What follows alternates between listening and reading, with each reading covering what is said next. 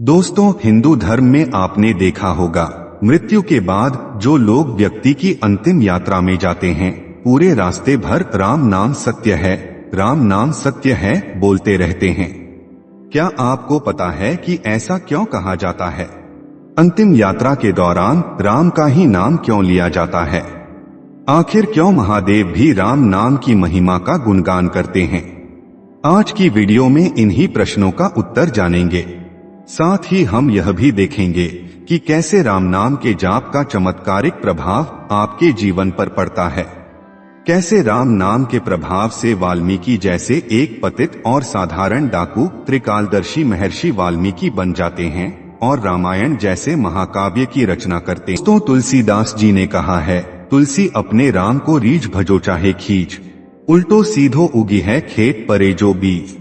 अर्थात राम का नाम जैसे भी लिया जाए, चाहे प्रेम से या गुस्से से, ये ठीक वैसे ही फल देगा जैसे कि खेत में पड़ा बीज, चाहे उल्टा हो या सीधा, पौधा बनकर फल देता है।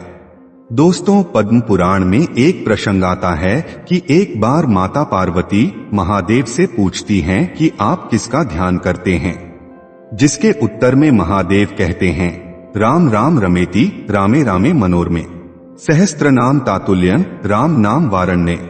इस श्लोक में पार्वती जी से भगवान शिव कहते हैं कि श्री राम नाम के मुख में विराजमान होने से राम नाम का जागृत, स्वप्न, सुषुप्ति इन तीनों अवस्थाओं में जप करना चाहिए। हे पार्वती, मैं भी इन्हीं मनोरम राम में रमता हूँ। यह राम नाम विष्णु सहस्त्र नाम के तुल्य है, अर्थात भगवान विष्णु के हजारों नाम के बराबर है।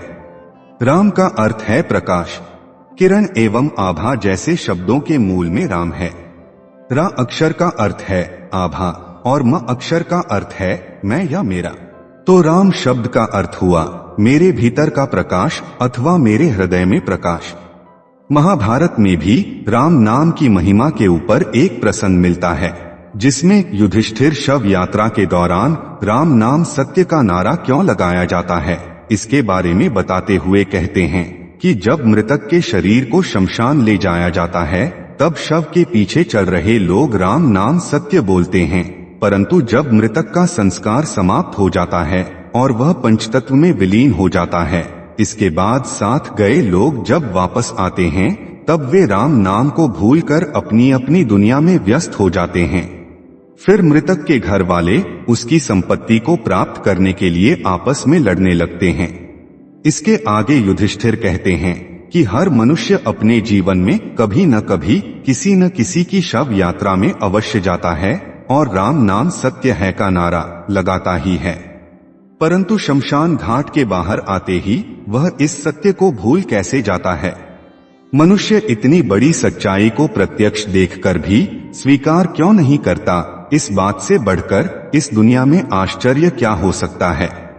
इसके अलावा धर्म ग्रंथों में यह भी बताया गया है कि जिस तरह मृत्यु एक अटल सत्य है, ठीक उसी तरह इस संसार में राम का नाम भी सर्वथा सत्य है। दोस्तों, शव यात्रा के दौरान राम नाम सत्य है का नारा लगाने का मतलब मृतक को सुनाना नहीं होता, बल्कि इसे कहने का उद्देश्य साथ चल रहे परिजनों और मित्रों को केवल ये समझाना होता है कि जिंदगी में और जिंदगी के बाद भी केवल राम नाम ही सत्य है, बाकी सब व्यर्थ है।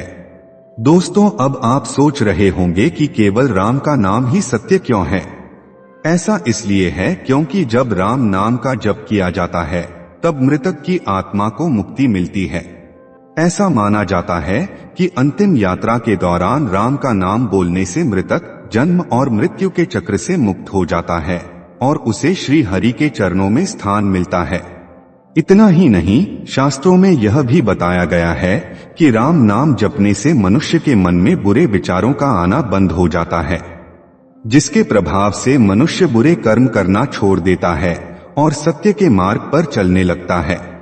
इस राम नाम का जप करने से मृतक के परिवार वालों को भी उस मृतक को भूलने में मदद मिलती है। जब भी किसी परिजन की मृत्यु होती है तो लोग काफी निराश हो जाते हैं। ऐसी स्थिति में एक राम नाम ही वह मंत्र है जो उस दुख की घड़ी से बाहर निकालने में मदद करता है।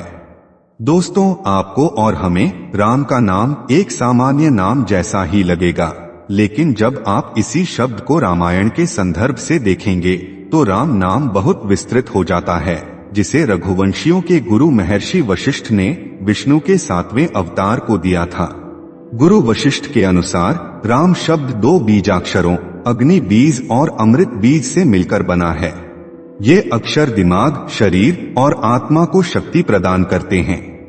राम नाम का 3 बार उच्चारण हजारों देवताओं को स्मरण करने के समान है।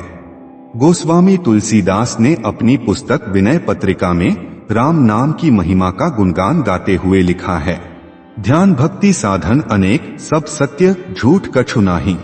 तुलसीदास हरिकृपा मिटै भ्रम, वह भरोस मन माही। गुरु कहियो राम भजनी को, मोही लगत राज डगरोसो। अर्थात ज्ञान भक्ति आदि साधन उपलब्ध तो हैं, परंतु इनके होते हुए भी अविद्या का नाश केवल हरिकृपा से ही होता है। उनके गुरुदेव ने जब से उन्हें राम नाम दिया है, तब से उनके जीवन में जो कुछ अच्छा हुआ है वह सब राम नाम के प्रभाव से ही हुआ है। राम नाम की महिमा से संबंधित अनेक प्रसंग हमारे धर्म ग्रंथों में मिलता है। उनमें से एक प्रसंग तो आप लोगों ने भी सुना होगा, महर्षि वाल्मीकि का, कि कैसे वह एक कुख्यात डाकू से एक प्रसिद्ध मुनि बने। दोस्तों, पुराणों के अनुसार महर्षि वाल्मीकि का जन्म नागा प्रजाति में हुआ था। ऋषि बनने से पूर्व वे एक कुख्यात डाकू थे, उनका नाम रत्नाकर था। मनुस्मृति के अनुसार वे प्रचेता, वशिष्ठ, नारद, पुलस्त्य आदि के भाई थे। उनके बारे में एक और मान्यता है कि बाल्यावस्था में ही उनको एक निःसंतान भीलनी ने चुरा लिया था। भीलनी के सानिध्य में रहते रहते रत्नाकर भी लूटपाट करने लगे। मान्यता के अनुसार एक बार साधुओं की एक मंडली जंगल से गुजर रही थी। रत्नाकर अर्थात वाल्मीकि जी ने साधुओं को लूटने का प्रयास किया और वह साधुओं की जान लेने के लिए भी तत्पर थे, लेकिन तेजस्वी साधुओं के प्रभाव में आने के बाद उनमें बदलाव आया और अपने कर्मों के लिए माफी मांगकर साधुओं से अपने उद्धार के लिए मार्ग बताने का आग्रह किया। साधुओं ने उन्हें तमसा नदी के तट पर राम नाम जप करने को कहा।